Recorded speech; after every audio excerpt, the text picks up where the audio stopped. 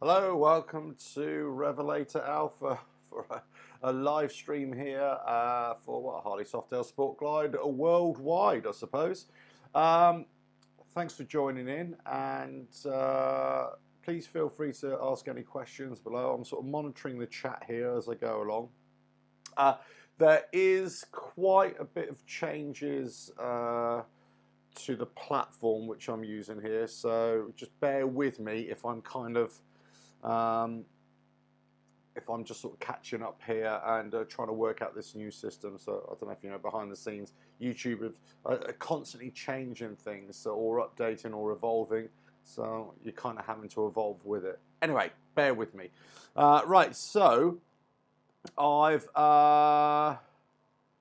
just let you know, I'll say this is going to be predominantly an update about the channel, what's been going on, and also I'll be getting onto the Harley Softails and Sport Glide news from around the world. So the first of all, just like to say, if you hadn't realised already, that past 1,000 subscribers. Fantastic, and thank you to everybody who's subscribed. Thank you to everybody who leaves comments, engages, and sends in lots of emails as well. And also, sends questions over the social media as well, which I try and check on a regular basis. So thanks for that. Really appreciate it. It's been a long road to get to this point. For those of you who don't know, I started this channel primarily to document my rides. Was it two and a bit years ago? But I had previous channels before, which I was kind of haphazard with. I didn't really upload very well. I suppose I didn't take YouTube very seriously at all. But then I sort of got into, the more I sort of put in content on this channel, the more I started to want to learn more about it. But anyway, what happened was with YouTube, if you didn't have over 1,000 subscribers, they basically demonetized you, and you're out of this, what they call this YouTube partner program. Anyway, so I was always in that YouTube partner program from about 4 or 5 years ago. Obviously, because I start these new channels, and this new channel had to start again, I had to start from scratch again. But as soon as I hit 1,000, instead of having to wait weeks for my channel to be approved for monetization and all these extra features which is unlocks, I was approved straight away. So that's why you might have seen quite a few changes to the videos straight away as soon as I hit 1,000, and I'm just over 1,000 now. Was it 1,070? So thanks very much. Really appreciate it. Thank you, Joe. That's very much appreciated. Lockie, 1%. Hello, how are you? All right. How's the bike? How is the bike? I still want to see pictures of that, by the way. Right. So thank you, Philip. Very kind. Yes. Yeah. I see. Ajax are doing very well, aren't they? Good. Hogduck58. How are you? How are you? Now you say. Thank you very much, man. Thank you. That's very, very kind of you to say so. Whereabouts in Northern California are you? Because I used to live out there. I used to live in, towards Oakland, I suppose, more so. But I was sort of Concord, Pleasant Hill, Walnut Creek area, which I lived. I used to hang out in Oakland, Berkeley, and San Francisco quite a lot. But I used to go up into the hills quite a lot. Northern Napa, Santa Rosa, and all those areas. So yeah, really love that area, and I want to go back. And I say, I mentioned to you the other day, I might be going back there next year to do a bit of riding, a bit of filming for the channel as well. So you never know, I could be knocking on your door. But anyway, right, Lockie. So seat removal on the Sport Glide. Why is it so difficult due to the pillion strap being fixed to the fender? Right, it's a pain in the arse. I've got to say that. Right, if you've got the one-piece seat, which I think you have from the photo which I've seen, basically what you've got to do, you've got to get the strap and you've got to pull the strap forward almost as if you're pulling it onto the rider seat, if you know what I mean. Then obviously you undo the nut at the back of the seat, and then you pull it back like that. So it almost pulls the strap back with it, and then you have to jiggle it out of the tongue, which they call it, just under the petrol tank. It is a bit of a pain in the arse, I've got to tell you, but it does come out. It does come out. No, it does good. Eros, yeah, thank you. Oh, greetings from Switzerland. Hello, hello. Get my Sport Glide next year. Can't wait, and you will not be disappointed, my man. Not at all. Kurt, hello there. I also have a Sport Glide and did 18,000 mile trip. Love the bike. Yeah, it's great, and it's a good. You know what? Before I did the endurance ride a couple of weeks ago now, wasn't it? I've got to say I was skeptical of whether the Sport Glide would be suitable for hard, long distance. Long distance, actually, that's not an issue, but hard, long distance and endurance riding. But I tell you what, I was very impressed with it. And my bike's completely stock, completely standard, and it did it no problem. Hogging up 50, about 4 hours north of Sacramento, 50 miles east of Reading. I know Reading very well. I know Reading very well. And I actually live in Reading here, by the way, with different spelling. But I know Reading very well. Yeah, I used to knock about up that area quite a lot. And removing the seat is a risk of damage. Philip, you're absolutely right. You've got to be really careful when you're removing the seat.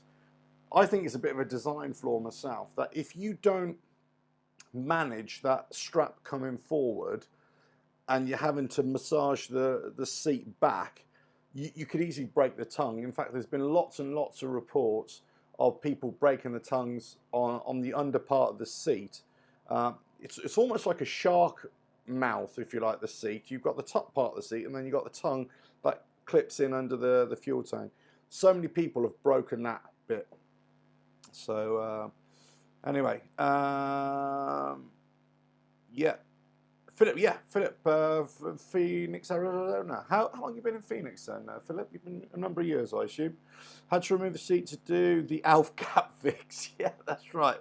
I tell you what, I could not believe when I first took off the seat and I saw that gap at the rear fender. I just couldn't believe it. I just thought, what the hell is this thing? You know, why couldn't they just extend it all the way down, or at least put like a curtain there, or some kind of, you know, extra rubber flap or something? But there you go. Best to remove the strap. Yeah, look, if it's the one-piece seat, absolutely, you could do that. I think if it's a two-piece seat, I think that strap might be integral to the rear pillion pad being part of the stability of it. So I'm not 100% sure that, so you'd have to check that. But certainly on the single one-piece seat, yeah, you just get rid of it if you don't want to. Yeah, from Birmingham, Alabama. Yeah, right. Right, anyway, so thanks for joining in. Really happy to see you all here anyway. And I assume I'm coming in all okay, am I? You can hear me okay, no problem. That's right, okay, good. Right, so now, I suppose I really should say, obviously, because the channel's gone over 1,000 subscribers, there's been a few things that have been changed on the channel.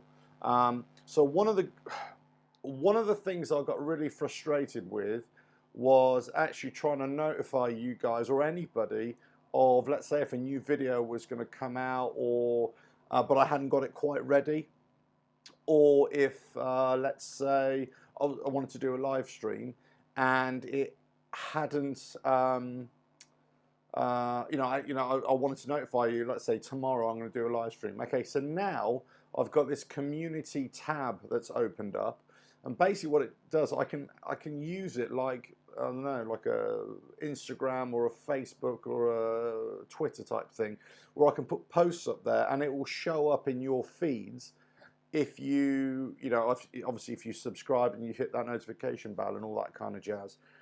So basically that's what I'm going to be doing. I'm going to be trying to do regular updates on there just to notify you, look, there's going to be a live stream coming out, or there'll be a new video coming out, or to let you know that there's a video topic, you know, on its way in the next couple of weeks or something like that.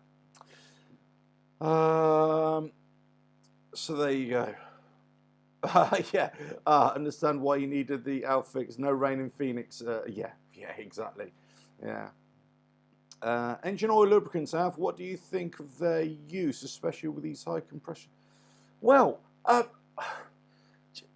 you know, you ask somebody else and you're going to get a different answer here. But I've always been of the belief that if you've got oil, you've got oil.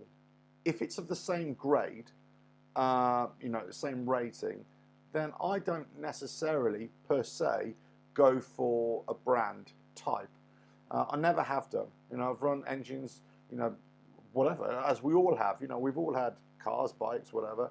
I've not necessarily gone for a particular brand type. I mean, if that's what you're asking. So you know, it really depends. Look, yeah, like you say, you use Lucas oils, not HEOs. You know what? HEOs are supposed to be, you know, reasonable, but I wouldn't pay that premium just for oil. You know, and again, you know, I'd just go to my local bike part shop or you know, car part shop over here, it's Halfords, you know, or wherever, and just get the weight, the grade of weight of fuel, oil. Now, what I would say is, obviously, bearing in mind, you want to have a grade of oil that's going to be best suited for your kind of bike and your kind of operating temperatures and all that kind of stuff. So if you're in really hot temperatures, Philip, obviously in Arizona, then you may want to select an oil that is suitable for those ambient operating temperatures more than, let's say, we would have over here in the UK. You know, so it really depends. But I wouldn't overly pay for oil, or I certainly wouldn't go for a brand just because it's a brand make. I would go for the grade. And then obviously you've got to think about engine oil changes. So that's one of the things. So there we go. So that's it. Hopefully that answers. But also products. Oh, sorry, I'm not reading that. But also products like Slick 50. So I haven't used that, so I couldn't say what it, you know, if it's good or not actually. Let me just quick here, and I will hold on. Just quick check that. Yeah, so it's the engine treatment oil. Now, yeah, so I've never used it. So I've lost you a minute. Hold on, here we go. Yeah, I've never used it myself. I couldn't really tell you what the true benefit is. Here we go. I mean, yeah, we got it over here in the UK.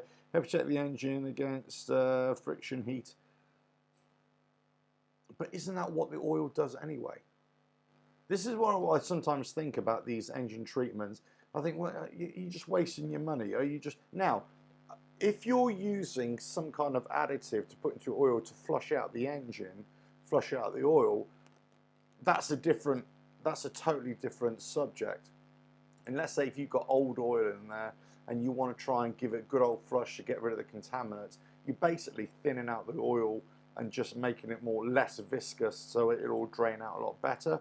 Yeah, but if it's just a general treatment, and especially if you're going to do regular oil changes, I wouldn't worry so much myself.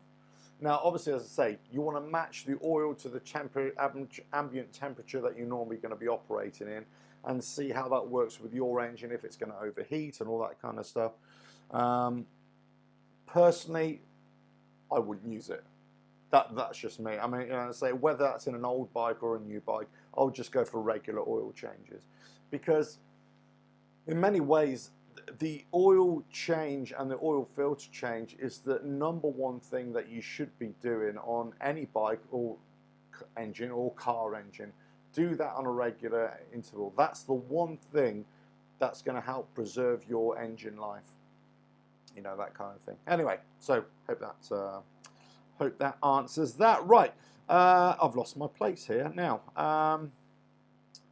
Yeah, so I say with the channel, I'm going to do these community posts, anything. I suppose it's a bit like, you know, social media style of it. I'm not a great social media person. I got to say, I don't particularly enjoy it. I don't particularly enjoy whatever. I mean, I say, you know how my channel works, is that I just share everything that I produce on YouTube and from the website, and that gets automatically shared to all my social media channels or whatever it's called. And I try and catch up with everybody whenever I can, or catch up with the messages whenever I can as well.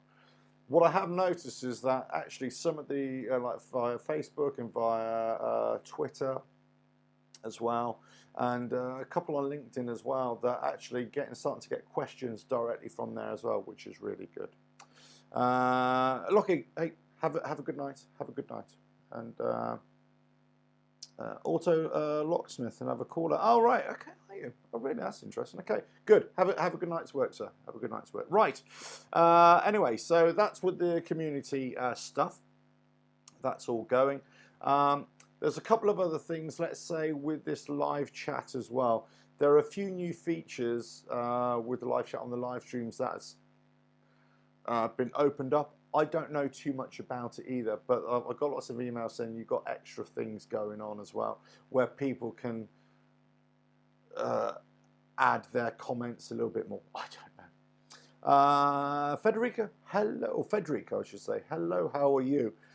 Saw the introduction of the EOCMA, the Pan America and the Bronx. Yeah, Street Fighter delivery by the end of 2020. Interestingly, today, I don't know if you saw on YouTube, Harley Davidson's site actually re-released the promotional videos of the Pan America, the Bronx, which they're calling out, which is a Street Fighter, and they're doing a general publication of their future vehicles as well. So there you go. Right. Right, Philip Reed, yeah, do you know what? Saddlebag liners, super cheap at $65, great product from Harley. Now, somebody was asking me, I think it was Chris from Facebook, was asking me about saddlebag liners the other day on the Sport Glide, and they were saying that they weren't in a great fit. They're a generic size for both the left and the right side. Because obviously there's a difference in sizes of the bags and everything, and it wasn't really sure whether he should go for it or not. So, Philip, I mean, how do you find them? Are they a good fit in there? Do they work well for you? But also, what I've also thought is that you could actually go to a local bag maker somewhere and see if you can get some custom ones made, and they'll probably be just as good. Personally, I found the panniers to be really good as they are. No problems. The seal is, as long as the seal is okay, it'll be absolutely fine. But anyway, so that's good. I mean, look, $65 for a Harley Davidson product, I would say, is good value actually. So not too bad at all. The other thing is with so. Obviously, getting more views, more subscribers coming onto the channel, which is really good, and that's actually helping out the website as well. More people are going over to the website, which is helping that evolve. And so, but I'm putting lots of information on the website for you, and it's kind of an evolving process. So I'm still adding more and more stuff on there. If you go to the, especially for anybody here who's interested in Softails and the Sport Glide, if you go to the resources page and especially onto the Harley Parley page, you'll get all the free handouts and templates for all the upcoming videos, all the little fixes, all the kind of information, all the compare and contrast of different aspects like tyre specs, and there's a faults and fixes issue spreadsheet up there as well. So I say that's all free. Just go and fill your boots and go and help yourself there. Right. So the next thing is the fund. Well, not the funding of this. This is all free to you, free to everything. So the way YouTubers work now, because I've got over 1,000 subscribers and I was in the partner program, I've become monetized. Now for you guys, that shouldn't make any difference. You may see a couple of banner ads come on. But, you know, it's up to you if you want to click on the banner ads or whatever. But, you know, usually what I do, I just click them off, and that's it. If I'm not interested in what's being advertised, just click it off. But anyway, so it shouldn't affect you. It's not going to make any difference to me. It's not going to bring in any sort of money to me at all. But I think what I've always said is that anything that comes in via the website, via any of the support stuff, or via the channel, will always go back into trying to make new videos. And basically, the stage at which I'm at now, the only thing that's limiting making me more content, or limiting me the ability to make more content, is time. Time is the biggest thing, and what's stopping me making better quality content, I suppose, is funding, is equipment, really. So, but I am in the process of, I suppose, I could easily make 5 videos a day. If I had the time, if I didn't have a day job or night job, I could make 5 videos a day on lots of different subjects, and predominantly about, obviously, be about motorcycles, about Harleys, about the Softail, and about the sport glide. So there's lots of scope for me to do things. Now, just for your information, there will be daily content now. Pretty much, it's already until mid-December. But there is content all the way to the end of all the way to the end of December, at least 3 times a week. So I'm actually backfilling now for daily content all the way till the end of the year. So there's lots more stuff coming. Right, so the latest recovery from my endurance ride. Yeah, I am actually still in recovery, would you believe? I'm just about getting some feeling back in my fingers. My shoulders have some trapped nerves in my shoulders as well, which is causing this. It's been very well received by you guys, but obviously by lots of people in my area as well. The raised quite a bit of money for charity, which is always good. That's part of the reason why I want to do these things anyway. And that is nearly £600 for that. So part of my process was to write about it. I've always enjoyed writing, so writing's been a big part of my life. And actually, before I was making the videos, I did a lot of writing. I had a magazine. I used to produce a lot of literature as well. So I suppose writing is my #1 thing, and then videos and everything else is secondary, really. But it's kind of flipped it on its head. Anyway, what I did, I've actually written a book, or an e-book, a condensed book about it. It's available via the website and on Amazon as well. So you just go there, you click it, download it to your tablet or your phone or whatever, if you're really interested. That goes into more detail of the struggles between each leg and all the sort of things I was considering about myself, but also about the bike. As I say, you know, the bike was brilliant. It was brilliant. Actually, no problem at all. Mike, hello, country of South Carolina. Hello, sir. How are you? Bike is washed and we're ready to listen. Good man, good man. Nice to have you here. Did you get any feedback from HC Europe? Well, actually, funnily enough, yesterday, so I sent emails to Harley Davidson Europe and also to Hog Europe as well. Was it Global Europe? Let's just say Europe. Anyway, so I got various emails back from Harley Davidson, and they just forwarded my message or my email onto various other departments. But I never heard anything back from them in particular. But I did hear back from Hog Magazine, and they want to do an interview with me on Thursday morning. So we'll see how it goes from there. But in general, you know, this is an interesting thing from Harley Davidson as the company. I've come across quite a few other people who have done, let's say, very significant things on a Harley Davidson motorcycle, and the company have not wanted to get involved at all. They have not shown any support at all, not shown any recognition at all. Personally, I think they're missing a trick. And, you know, we know that Harley Davidson, okay, I'm going off on a tangent now, but you know that Harley Davidson are actually on a bit of a sticky wicket, as we like to say over here in England. on various issues. Now, I don't know if you know that, but they've actually been having a bit of a clear out at the top in their management structure, and a few heads are starting to roll there as well. So what does that mean for Harley in the future? I don't know, but you know, you would imagine, and let's say if they came to me, for example, which they're not, of course, but let's say if they did come to me, one of the first things that I would say to them is say, right, you need to really re-engage with your customer base, your clients, the Harley riders, both old and new and future. You need to re-engage with them. And the best way to re-engage with that is to get people who are actively promoting your brand. You know, either by just riding it, making videos, whatever they're doing. So there's lots of people all around the world who are doing good things on, you know, on Harley Davidsons. You know, they're either doing long distance sort of stuff or endurance rides, which I'm doing.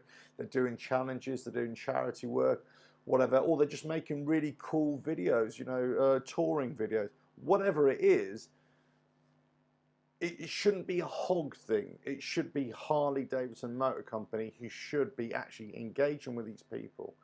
And instead of getting some, you know, celebrity who doesn't need the recognition, you know, whatever, or some actor to come in and start riding your bike, you know, why would you? I mean, one of the things that really annoyed me about Harley Davidson the last sort of month, couple of months ago, was this whole live wire thing that came out. And whilst I appreciate that they need to get famous people to almost like endorse the brand, you're getting somebody like a big hulk of a man like that Jason Momoa, that actor type, who's actually just into his old vintage stuff, really, his old, you know, his old stuff. And then you're getting him to go ride a live wire, and it just makes no sense. You know, get it out there with somebody who really wants to ride it, who's really passionate about electric motorcycles, and who actually will put it through its paces, and let's show us what it can actually do. You know, and so, you know, I'm a bit disappointed. You know, I'm a bit disappointed in Harley Davidson, the way they've acted towards certain people. I think, I'm not disappointed. I think they've missed a trick. I think and I think they continue to miss a trick here, because Harley Davidson brand, whether you like it or not, is all about people. It's all about being cool, the cool factor, the riding experience, and the community, which it is. Well, if you destroy the community, you basically destroy your brand. It's as simple as that. Anyway, I'll stop preaching, but there you go. Right, so that's it. Yeah, so I got some feedback, say, from Harley. They said, "Oh, congratulations, well done," but that's about as far as it went. Hog have actually come back to me. They want to do. They're really really enthusiastic about it. A couple of people that I first got in contact with them. This is, to me, is always a good indicator of a company or an operation that is operating on point, or they know what they're doing. As soon as you send an email, within half an hour, they fire one straight back, and not an automated one. This is one that they're actually responding to your email. There's somebody there who knows exactly what to say and what to do, and that's it. Mike, yeah, good point. Take a look at the HD YouTube channel. It sucks. What a great place to engage with all rides, old and new. A 6-7 figure on a new yeah. Say a word about what, yeah, exactly right. I cannot believe that Harley Davidson have got a YouTube channel, and for a massive company who should have the best media people in their, you know, in-house, it's lame. For me, I'd say it's lame. So if your own YouTube channel is rubbish, then you really should be getting somebody else. Now, this is not just Harley Davidson. I'd say this about other companies who try and engage with social media or try and use YouTube as well. For those of you who don't know, I'm really into my football or sports. Over here we call it soccer, right? Sorry, in the United States you call it soccer. Over here we call it football. But, you know, exactly the same thing with my team. They are atrocious at social media and also at YouTube, where actually that could be a massive thing for them to use. You know, so I think HD make more profit on merchant accessories than on bikes. Yeah, they do. They do. That's right. I mean, that's one of their biggest goals. You know, I actually had it on good authority from somebody over here, a mate of mine, who I actually saw last night, actually, at a rally. Just 1 second. Oh, sorry. I'll be back in 1 second. Hold on. Hello. Yeah, speaking.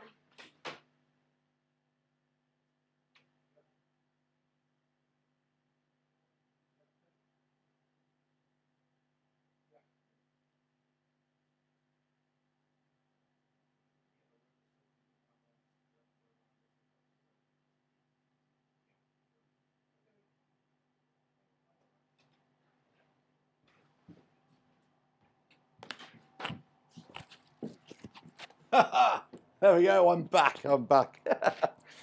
Yeah. Hi, Ollie. Yes. So I think. Look, sorry, I had it on good authority. A mate last night that he used to know the chief executive of Harley Europe a few years ago, and she openly said, actually, there's no point in selling motorcycles. We might as well just sell our T-shirts and our merchandise and concentrate on the brand as opposed to. You know, everything else. But there you go. That's Harley Davidson. We know that as nothing new. Yeah. So right. So endurance rides. So I've got quite a few planned endurance rides. They're coming up. I've got about a few over winter. I'm going to be doing a couple of short ones next week. Actually, sorry, not tomorrow. The next few days after that. And there'll be small ones, and then that's also yeah, that's right. Throw stuff away. So they'll yeah. So I'll be doing sort of small ones, and I've got some interesting ones, and hopefully some almost funny ones as well to be doing as well. I want to try and show my riding environment a little bit more predominantly. One of the big things about making videos is trying to get good quality videos when you're actually on the bike, and the only way you can do that is in good weather. I was actually trying to make a video yesterday morning coming in to my work, and it was just crap. You know, it was raining, or sorry, it wasn't raining, it was foggy, and then you get the water droplets on the lens, and it looks crap. You know, it's just bin the video. So unfortunately, because I was actually making some good points, actually, I thought. Anyway, there you go. Right. So there's going to be quite a few more rides coming up.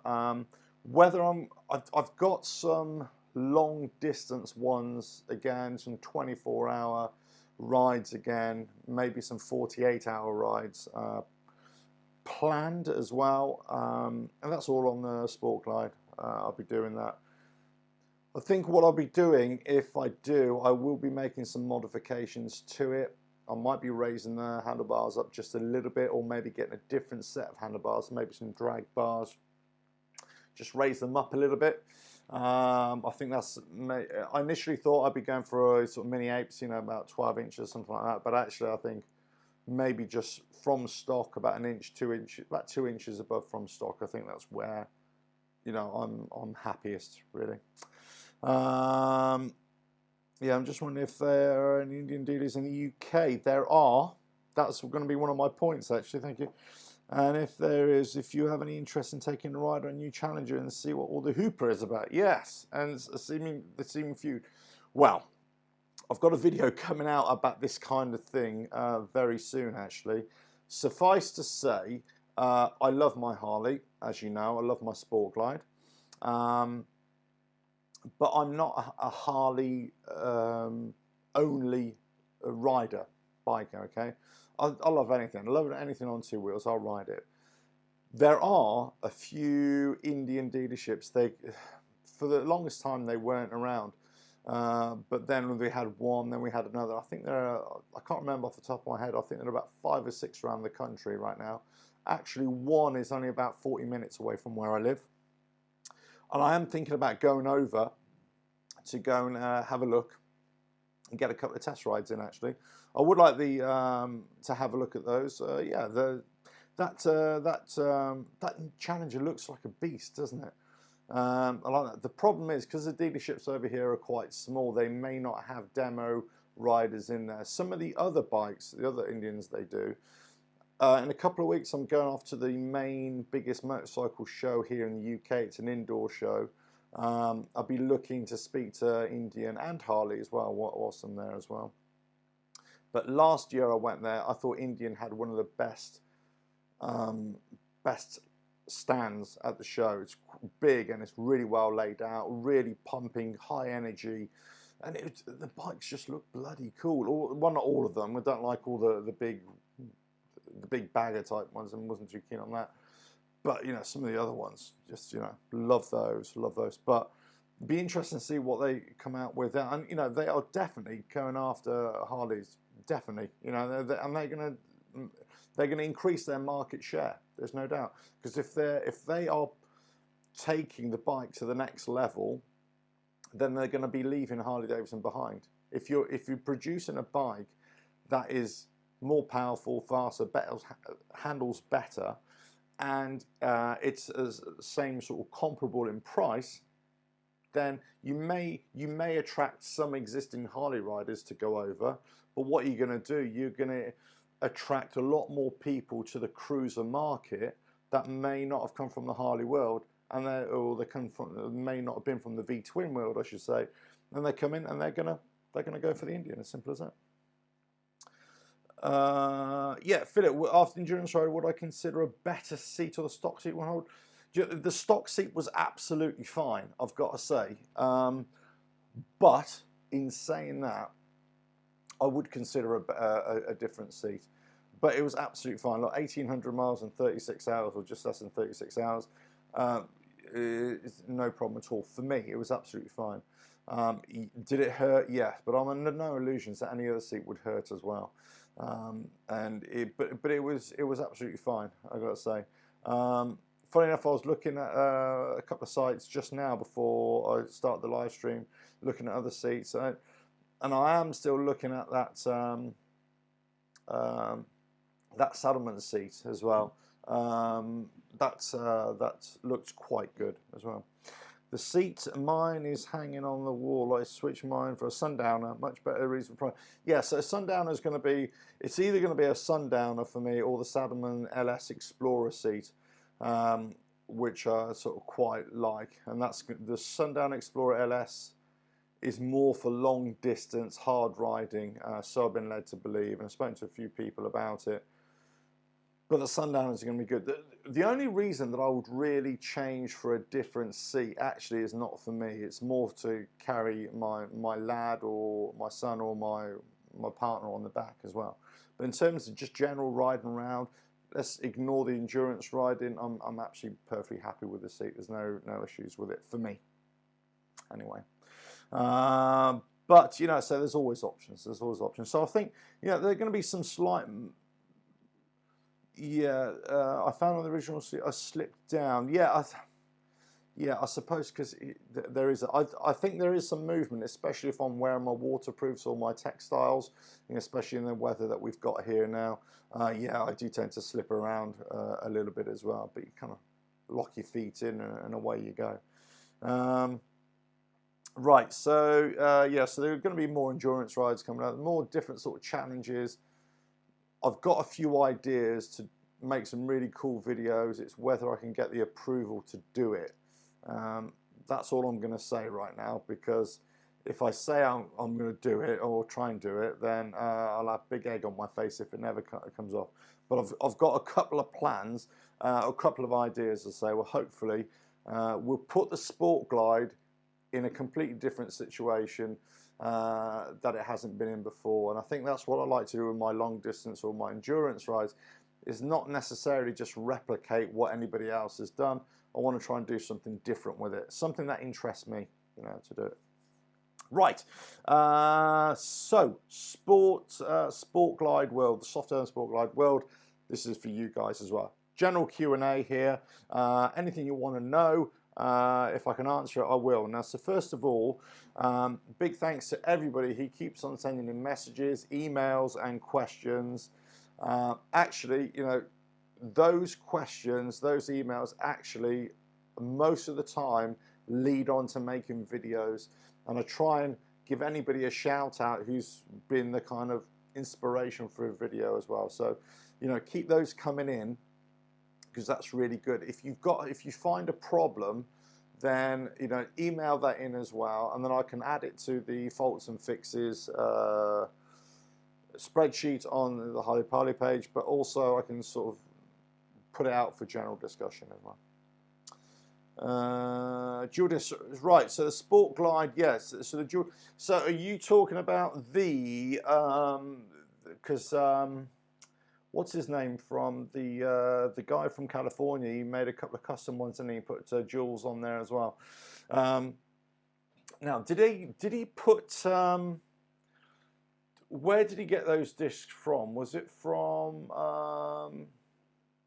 did he change the wheel? Did he change everything? I can't remember exactly what he did on there. But look, absolutely right. Look, I think this is one of the things that I would say about the Sport Glide Softail. Actually, scrap that. Any bike.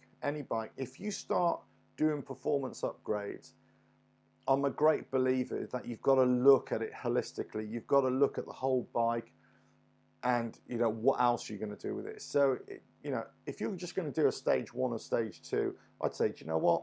Yeah, no problem. Matt Laidlaw, that's the one. Thank you, Mike. Yeah, Matt Laidlaw. Yeah, he did it. And I think he put jewels on there as well. And I can't remember what he put on there for which bike. But yes, I would say look at the holistic bike. If you can do performance upgrades, certainly on the engine, you've got to actually look at the suspension. You've got to look at braking performance as well. So I would definitely look at that. Yeah, you rebuilt the front end, but I can't remember what he used as well. The problem with the Sport Glide is it's got upside down forks as well, so it kind of limits the customization of that to keep its stock outer appearance, if you know what I mean. The only thing that you could do with suspension is change the suspension in terms of the springs for the front and the shock of the rear. Right now, all you can do is sort of lower it with the front and the rear. You basically create a lower profile bike. Why would you want to create a lower profile bike? I do not know, because I think it's low enough as it is. There are other manufacturers, I'm going to go into this later on, and other outlets as well, which they are producing other options now as well. And I think Legend have just come out with a new shock for the rear as well. The only problem with these alternate shocks as well is that the aesthetic of them may not be in keeping with what's already on the bike, because obviously in the Sport Glide we've got the external, you know, rear suspension adjuster. Well, obviously if you put a Legend shock in there, that's going to go after somewhere. That outer bit's going to be a bit defunct. You're going to have to find a way to incorporate that in. So whilst on the face of it you think, yeah, I can incorporate this onto my bike, but it might not work. I mean, you know, I'll be interested to see if Hagon shocks actually make something for it. With a remote reservoir, you'll have more play within it as well. It's whether they can find some space underneath the seat to actually accommodate something like that. In terms of the front, the only thing you can do right now with the Sport Glide is the springs. That's all you could do. With the other Softails, you can actually change and you can actually put in new cartridges in, and you can put actually preload adjusters on there as well. I believe that's to be the case. But I say, you know, I look at the whole holistic view. So if you're really going to improve the bike, as in performance upgrade, stage 1, stage 2, I think you'll get away with just having, or you've always got to be mindful that if you're going to go faster, you're going to have to ease off a little bit quicker. But if you're going up for high performance stage 2, stage 3, stage 4, I think before you do that, you really got to think about your braking and your suspension as well. You know. Okay, yeah, so Big Bear Choppers, yeah. California, yeah, they're do you know, I thought they went out of business actually. If it's the one I'm thinking of, is he the guy from Australia? He was from Australia or England, wasn't he? Or am I thinking of somebody completely different? But I thought they went out of business. I know they expand. If it's the one I'm thinking of, they expanded really a lot when this whole custom thing started a few years ago. Well, custom's always been around, but you know, it's like a big TV explosion of customs. But yeah, Big Bear Choppers. Maybe I'm thinking of somebody else. But anyway, I forgot what his name is. He's an Australian guy. But yeah, I know they're doing lots of stuff for lots of bikes, and that's just a machine of producing parts, producing custom parts as well. But anyway, so one of the things I mentioned a while ago was the new parts that were coming out for the Sport Glide in particular, but also the Softail range as well. So when I was, he sounds a bit like me. There we go. It probably is the guy, the same guy. I mean, I don't know him. I don't know the guy, but yeah, I'm sure it's the same guy. When I was in Florida a couple of months ago, whenever it was, 3 months ago, has it been that long already? Crikey. Yeah, anyway, so I popped into a couple of Harley dealerships. I went to a couple of, I didn't just show it on the video that I made at the time, but I popped into a couple of cycle shops down there. And yeah, Sarge, hello, how are you? Yeah, he's an Australian. Don't know about going out of business though. Yeah, it's Australian. Do you know what? I'm pretty sure they expanded really a lot, then they had to contract then. Maybe that's what I'm thinking. But anyway, so when I was in Florida, I spoke to a couple of dealerships, I came to a couple of cycle shops, and I was asking them about what they thought about the Sport Glides, thought about the American market or the market in Florida, but also what they thought about the parts and everything like that. Because at the time I was making a lot of videos about the accessories and also about people asking me lots of things about the parts. Anyway, so their take on it was that actually come November, there's going to be a lot more parts available. There's going to be a lot more movement in the parts, not only on the Softails, but also on the Sport Glide in particular. Right. So since that time, I've been making Mito. He has a YouTube channel. Okay, I didn't know that. Didn't know that. Okay, cool. Kind of makes sense, really, doesn't it? I suppose if you know you're going to do all that sort of stuff. But anyway, since that time, I've been looking into different providers, different parts places as well. I suppose really what I should do is on the website maybe put a little link site for parts and accessories for the Sport Glide or for the Softail, so you can just go to the website and just link out to the others. Yeah, that might be a good idea actually. I might do that. But anyway, so if you got JP Cycles or JMP Cycles, a lot of these are American ones, and then I got a few in Britain as well. And I've checked all these websites out, and they do have bona fide parts, and they do have custom parts as well, which have gone into production. But obviously, you could go to a custom part manufacturer and have anything made for your particular bike. So yeah, JMP Cycles, RevZilla as well, Bung King or Bung King. They've got a couple of things. There's not a great deal on there. There's Dennis Kirk, yeah, that was pretty good. Get Lowered had quite a good bit. Now Fuel Motor USA, they had, I believe, from memory now, I'll have to quickly check maybe, they're more the performance aspect of the bike, engine parts and internals, that kind of thing, as opposed to outer accessories. Right, so in the UK, ARH Custom UK, Hogfather Online, they had some, and actually they had quite a bit actually on there. Hogfather, Custom Cruisers, not too bad, and then Hog Parts Online, sorry, Hog Parts, Hania had a few. Now that's obviously outside of the Harley own suppliers, and also you know, things like Zodiac, custom chrome, all this kind of stuff. Hello, 100 Streamliner. Hello, how are you? Thank you for joining us. Yeah, so there's I've had a look at these websites, and they definitely have lots and lots of parts available, and they seem to be having more parts. And it seems as if what I was told about 3 months ago about more parts coming out is coming true now. Am I going down the rabbit hole of parts? Yeah, no, absolutely.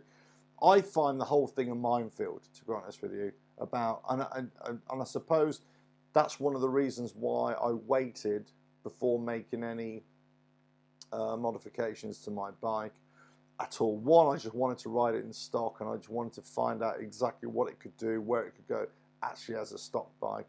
And then I think about what really suited me and my sort of style. And I changed my mind, you know, every other day about what I really wanted. But I think generally I've kind of know now what I kind of want on my bike. And yeah, I mean, but you get lost. You get lost in a sea of parts. I mean, crikey, I mean, how anybody does it, I do not know, really. And I think this is when you start talking about doing stage 1, stage 2, 3, 4 upgrades as well. Like the couple of videos I've done recently.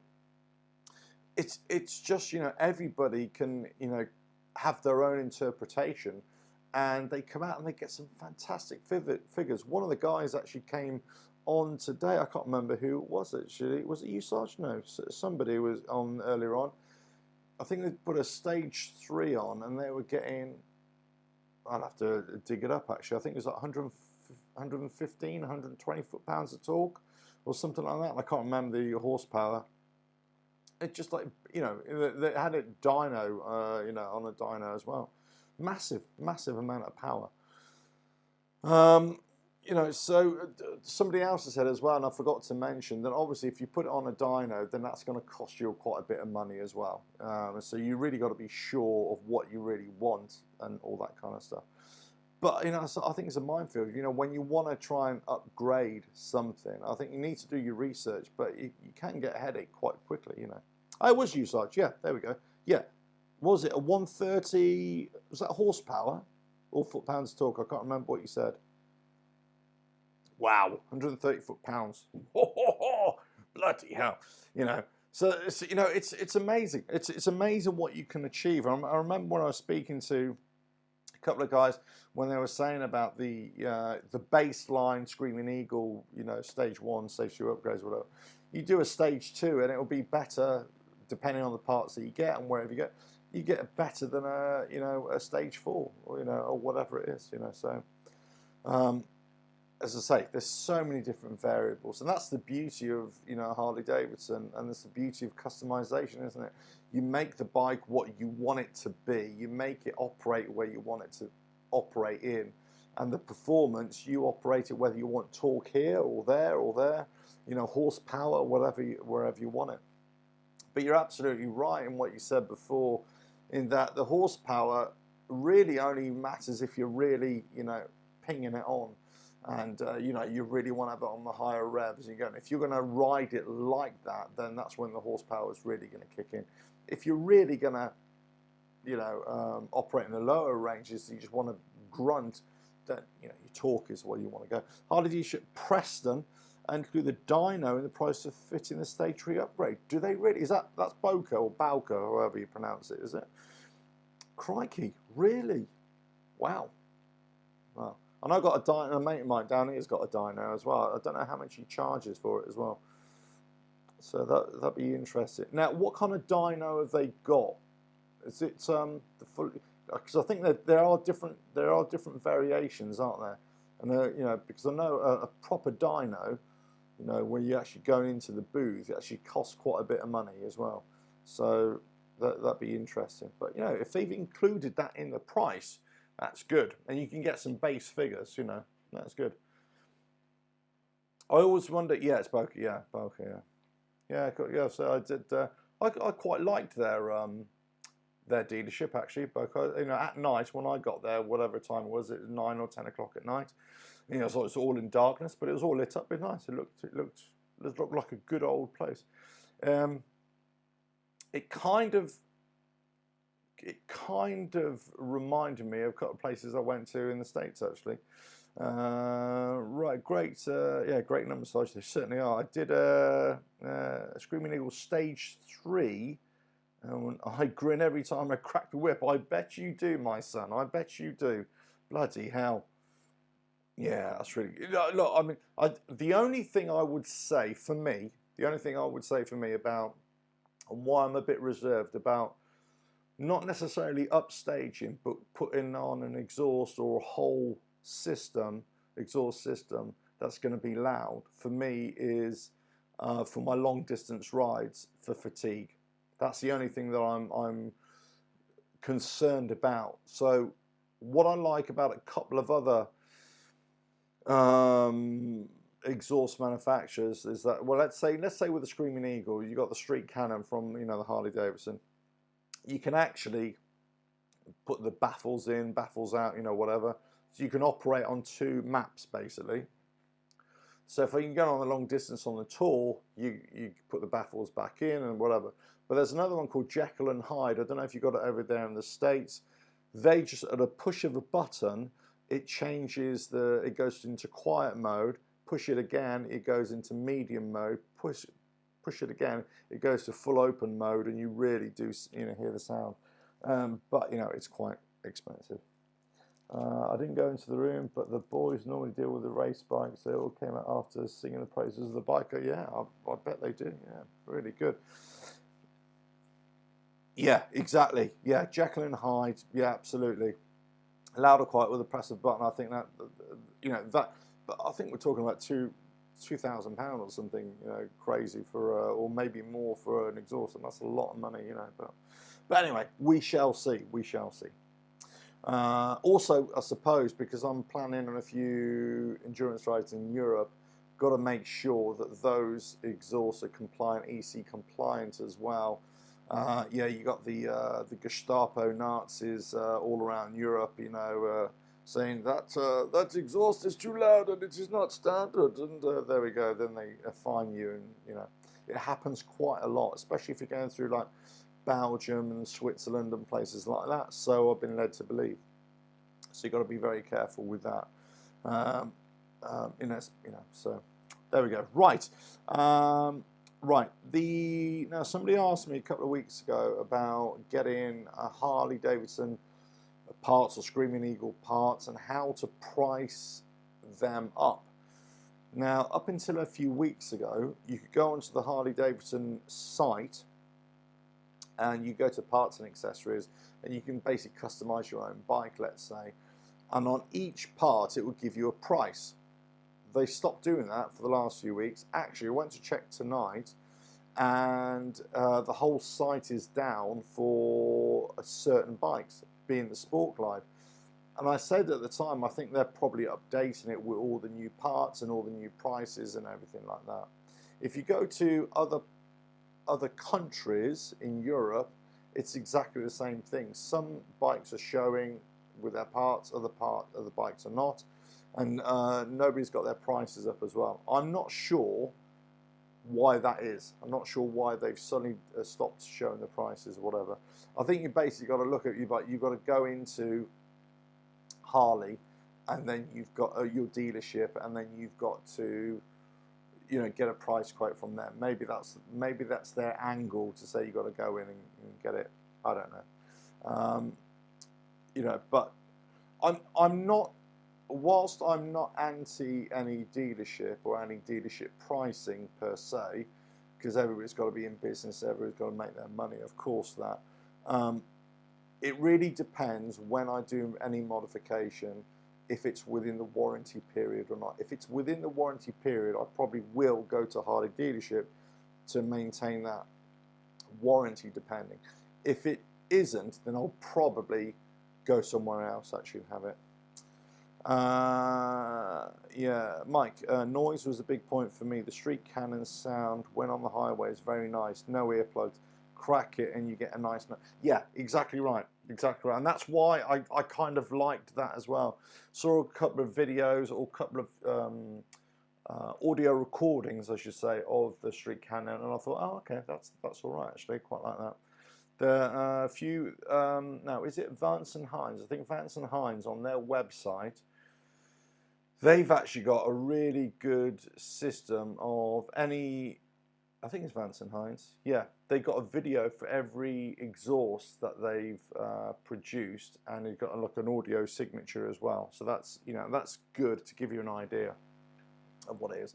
But yeah, I'd say, you know, I like the Street Cannon. I actually think the Street Cannon is in keeping with the Sport Glide for me. I think it's in keeping.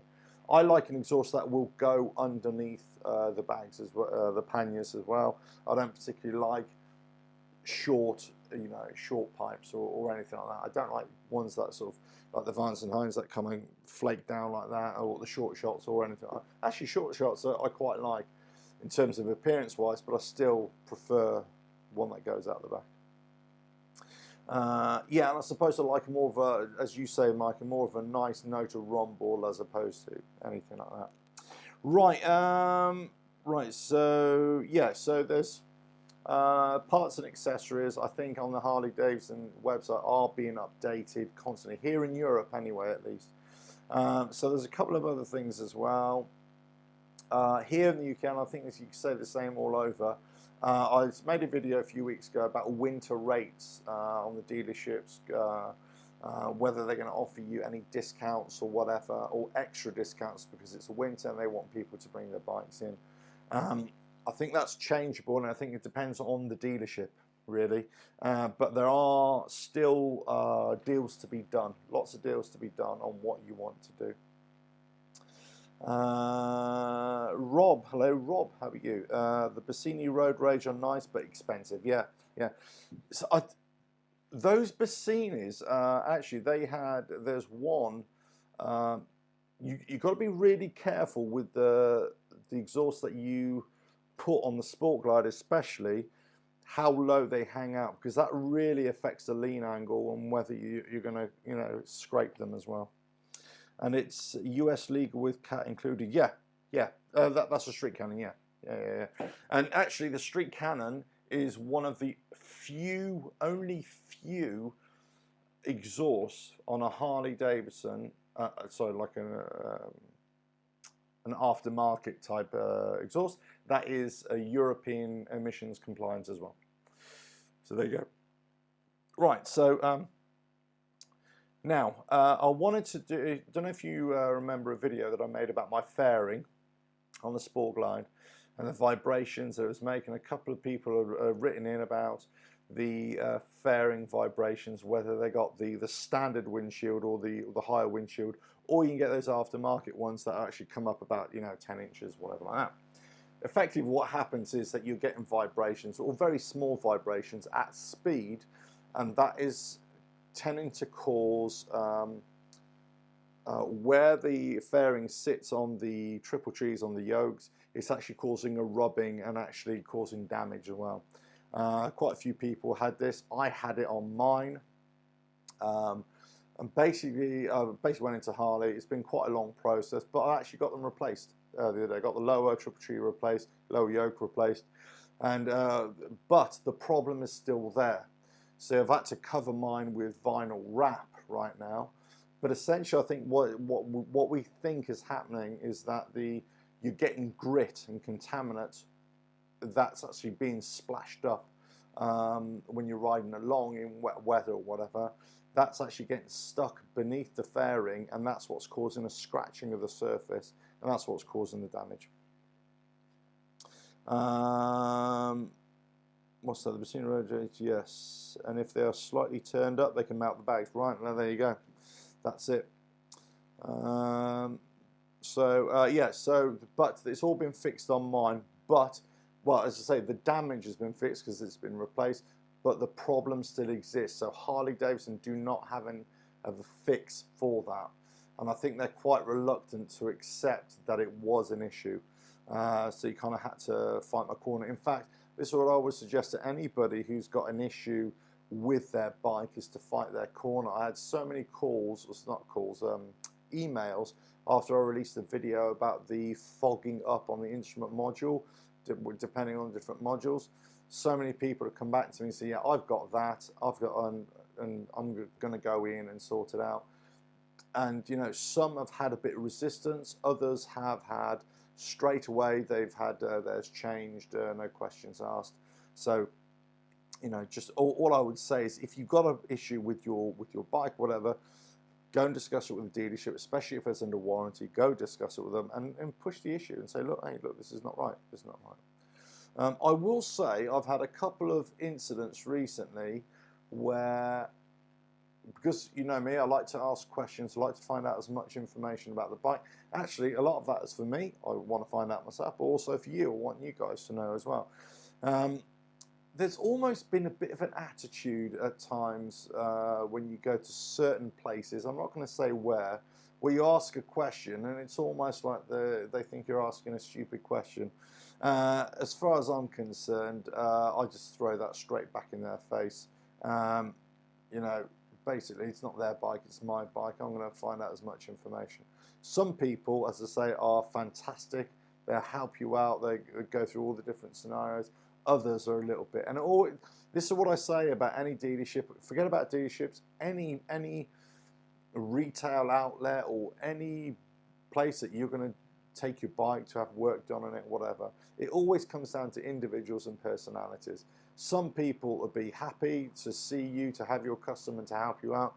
Others won't. You know, so you just gotta, you know, play their game, if you like, and play hardball, as the Americans would say, a little bit with them and stuff them. If they want to try and treat you like an idiot, then treat them like an idiot, as far as I'm concerned.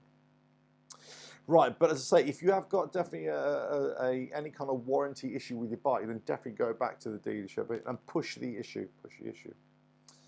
Yeah, Rob, that's right. There's no end to learning. That's right. Absolutely, mate. Absolutely. If it's on the shift side of the fairing, check the mounting clamp after remounting my phone. I thought I had the. No, it's not. It's not the clamp. But I know what you mean. That you've got to make sure that it is actually on there properly. But no, it isn't. Where on the base of the fairing, where it sits on the lower yoke, the lower triple tree, you've almost got a rubber mounting.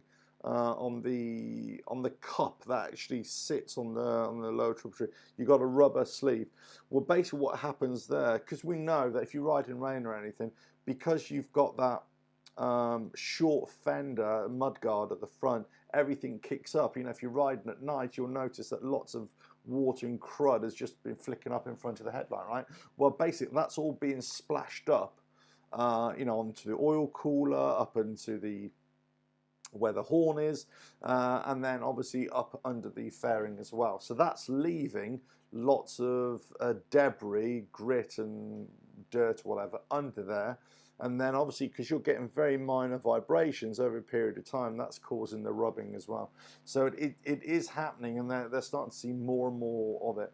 All I would say is, as I said in one of my previous videos, but say what I've done now is put some vinyl wrap on it. They have put some 3M tape or protective tape right on the top surface, so that cup with the rubber mount of the fairing will sit on there. But I've got to take it back in when they've got this thick, like 1 mil or 2 mil, 3 mil transparent tape, where they're going to pass it all the way along the lower and upper triple tree as well. But there you go. Right, so the other thing is, right, I've made a, yeah, silicone spray. Might keep help forming the film, that'll keep the dirt off. I think the problem is it's just getting trapped under there, and that's the thing. I mean, you look, anything is possible. It's worth trying out, but I think definitely. Definitely, you know, something to consider. Yeah, 100 Streamliner. I've got a video coming out very soon about the oil cooler as well. So watch out for that. How to protect the oil cooler. So that's coming out very soon. Right. So one thing is now I've noticed. I've been doing quite a bit of background research. There has been quite a bit of historical, well, when I say historical, early M8 engine issues, and there have been a few ongoing issues and a few issues related to higher mileage on riding and all that kind of stuff, and operating in different ambient conditions or whatever. So I am going to be doing more videos on the engine particularly coming up, so that, you know, if you've got an M8 engine, whether you're you've got a tourer bike, you know, a CVO or whatever, actually this can apply to all the Harleys with the M8 engine, not just the Softails and not just the Sport Glide as well. Yeah, great. After remounted, I lifted the fairing up a few mils. I'll be interested to see if this helps. Yeah, so if you lift the fairing up, you just slide it up, let's say a couple of mil, so it doesn't actually sit on the lower triple tree, that will help a lot. Definitely, that will definitely help a lot. So if there's nothing to rub. So even if there is some slight vibration, it's not going to create that grating. It's almost like you're going over it with a Scotch-Brite, you know, the Brillo pad, a Scotch-Brite type thing. That's essentially what you're going, not Scotch-Brite, you know, the pads, the abrasive pads, that's what's happening. Oh, sorry, is that me? Okay, let me have a look. It could be. So do apologise for that. Right, anyway. Right, so I won't keep you much longer. So there's so more videos coming out about the M8 engine itself.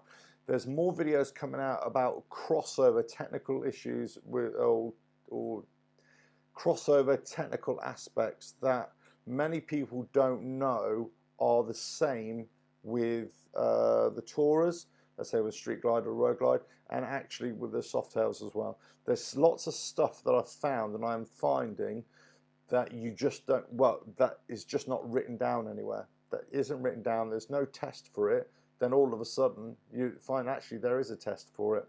So so it's you know, whatever.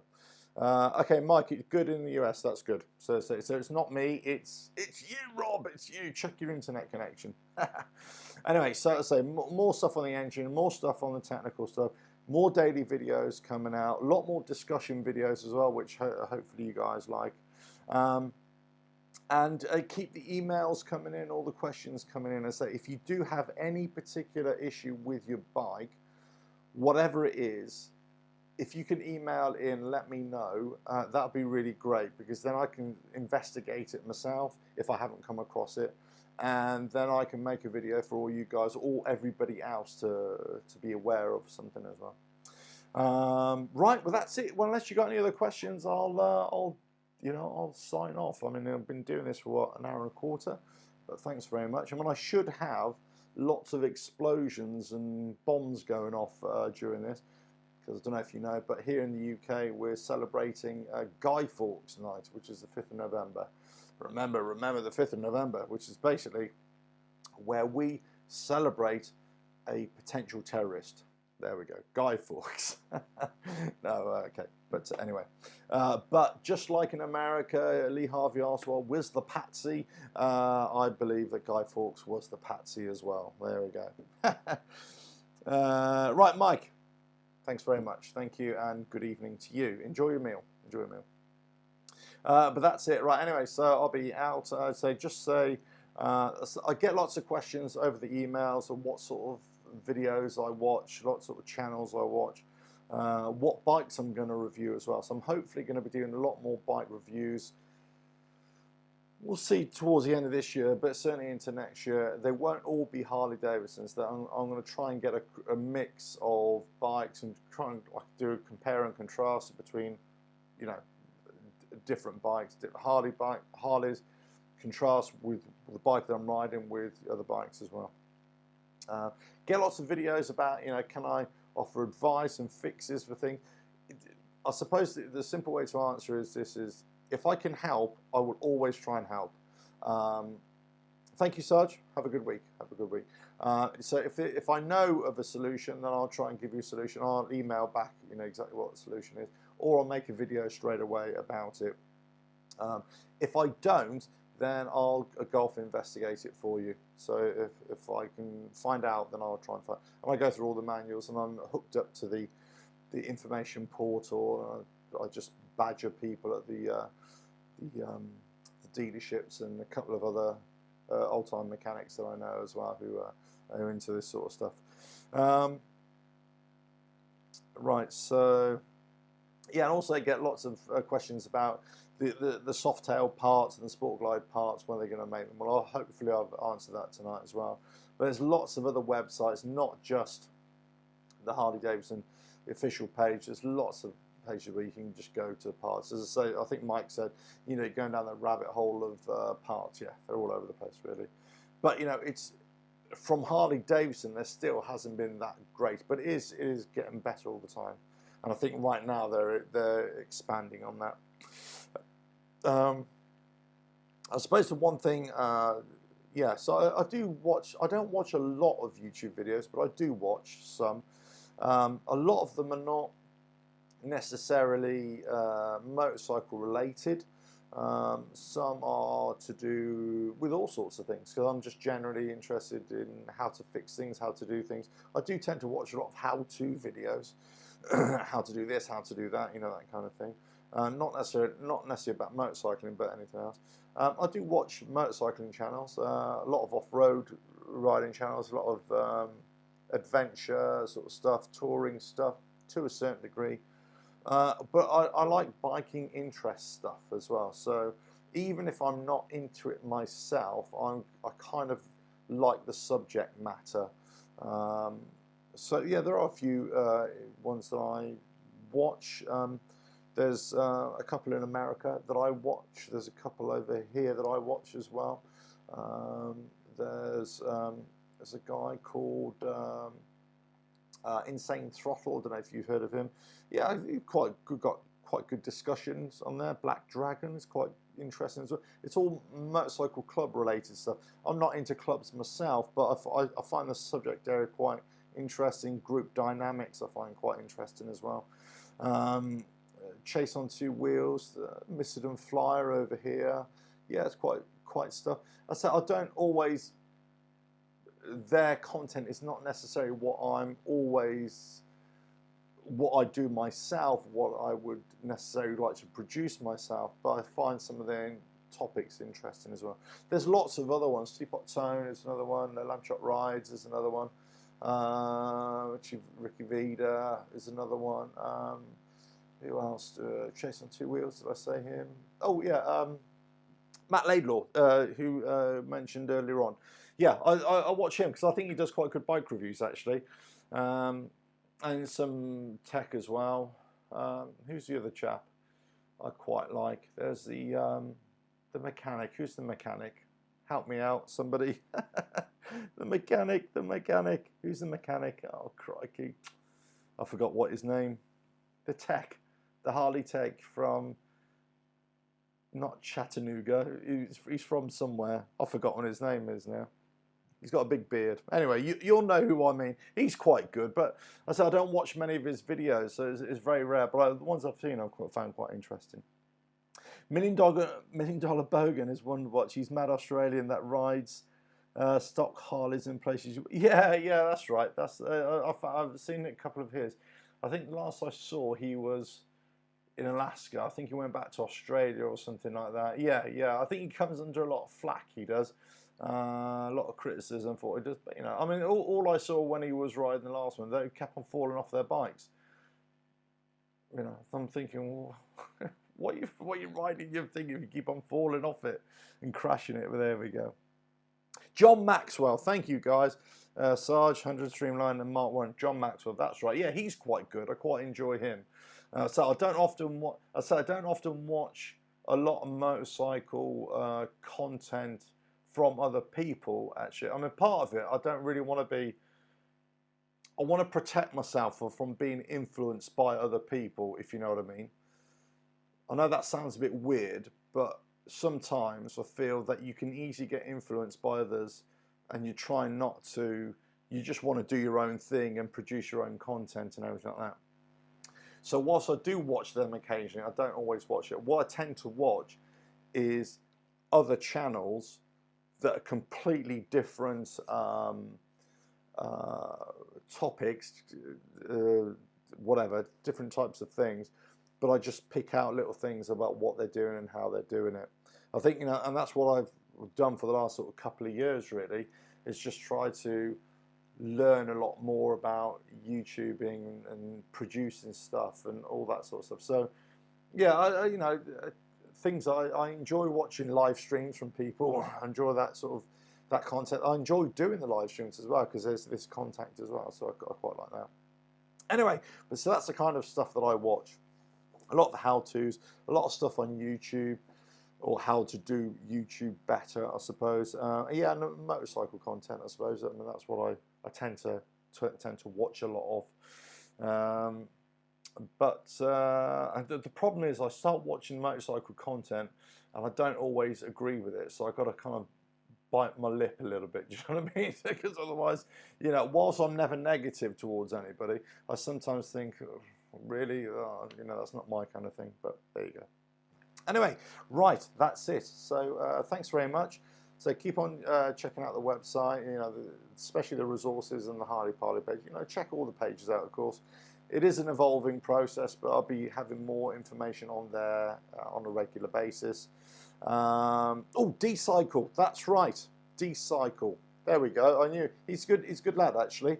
I should have said him right from the very start. I do watch his because we're both Sport Glide guys, right? I'm supposed to be doing a chat with him, an online chat with him. So at some point when we can get ourselves sorted out, but yeah, he does some good content as well. That he fixed and put videos on YouTube. Yeah, absolutely. D-Cycle, he's a good lad. I want to say, I watched quite a few. He's doing actually a series of videos right now about the 5,000 mile service as well. So go check those out. It's really good. I'll always promote other people, whether they're, got millions of subscribers or whether they've got a lot less subscribers than me. If I think their content is going to be helpful to you guys as well. So definitely go check out D-Cycle because he's really cool. And all those other ones, yeah, go and check him out if you want. It's really good, unless you already watch them. But I say, getting back to that $1 million burger, so I kind of liked his stuff, but I also thought it was a bit, it's a bit. It's a bit comical, really. Sometimes it's good entertainment, but it is what it is, So, but John Maxwell's good. Matt Laylord is good. I like that sort of stuff. I like sort of, in general terms, I like channels that inform, give me information. I'm not so keen on. I'm going to make my sound like a right miserable sod, but I'm not so keen on channels that entertain me, or are supposed to make me laugh, or supposed to do silly things or anything like that. I'm not so keen on that. Ones that give me good information, the ones that I really want to find out about or can learn from, that's what I like to do. And effectively, that's the kind of content that I like to produce as well.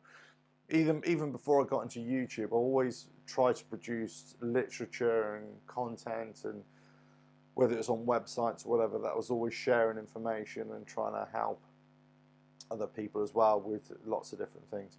And this kind of stems back from, well, before and during I ran a motorcycle safety campaign for many years here in the UK, when I had a magazine and when I had different publications as well. It was always about trying to share information with other people, but also try to promote other people as well, or other people from the biking world as well. So a lot of the information that I kind of produce, I still got quite a few old contacts where I can send them an email and ask them, is this true? Is this really happening? All that kind of stuff. So sometimes I get information from other aspects as well. But anyway, right, so that's it. That's enough about it. That's the big heads up. Right, so hopefully, as I say, the plan is I still do want to do a weekly or every 2 weeks a live stream, almost like make it like a Q&A session, a bit of like not a radio show, but a talk radio show. I do want to get guests on. I've got an idea to make a series of videos about interviewing other Harley riders, or any rider as well actually, but initially Harley riders, especially with Softails and Sport Glides as well. And I've got an angle for that as well. That'd be quite good. But anyway, there'll be more stuff coming very soon. As I say, lots of videos on a daily basis coming out. Weather discussion, whether about biking issues related to Harley Davidson, about the Sport Glide, or the technical ones that I've put into the Know Your Harley Softail